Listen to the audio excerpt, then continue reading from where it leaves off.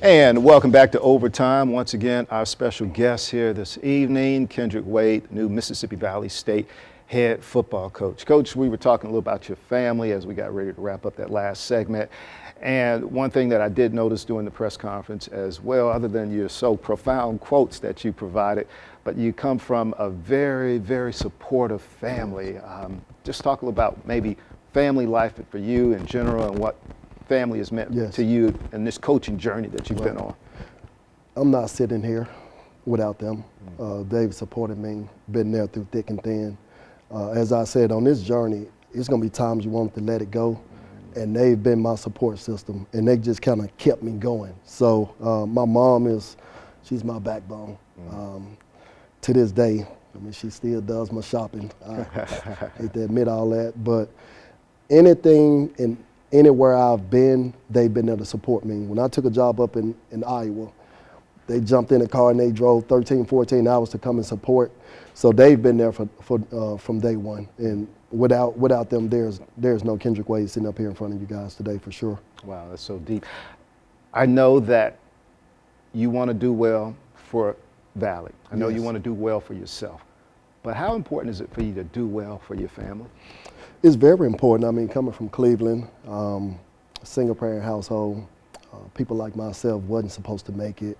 My mom working 2-3 jobs to ensure that we had food on the table, and we never went without because of her work ethic. So for me, I want to be able to pay them back.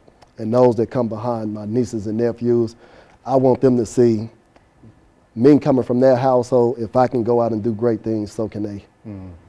And we look back at your beginning and know that family was a big part of that foundation, but you hail from Eastside High School. Yes, sir. Kind of take me a little back to those days of being a Trojan and how it helped shape and mold the person that we see today. Eastside Trojan, never say die. We worked at Eastside. We were very blue collar, and they instilled that in me. Just coming from Cleveland in general, you got to be blue collar, particularly at Eastside.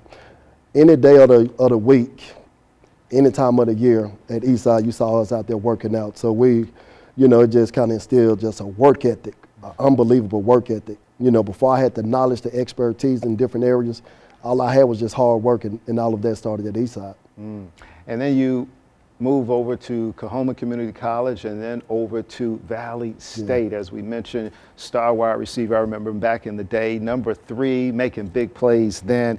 But you look back on your days at Mississippi Valley State, were you thinking coaching someday back then, or that was perhaps the furthest thing from your mind?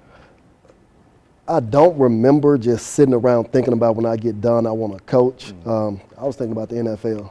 That was always my goal and my dream was try to get to the league. At the back end of my career, as I seen it kind of dwindling down and I knew that it was coming to an end, I started thinking about what can I do to help this game that has helped me so much. How can I help people the way my coaches helped me? So that kind of drove me into the coaching business. All right. Well, I tell you what, Coach, it's now time for us to take our final time out. But when we return, we're going to bring in running backs coach Wyatt Anderson. He's going to join us here on the couch as well to talk Valley State recruiting, because he brought in a pretty impressive recruiting class, his first recruiting class, and still hard at work recruiting, trying to get some more kids in before the season gets underway. We'll be right back.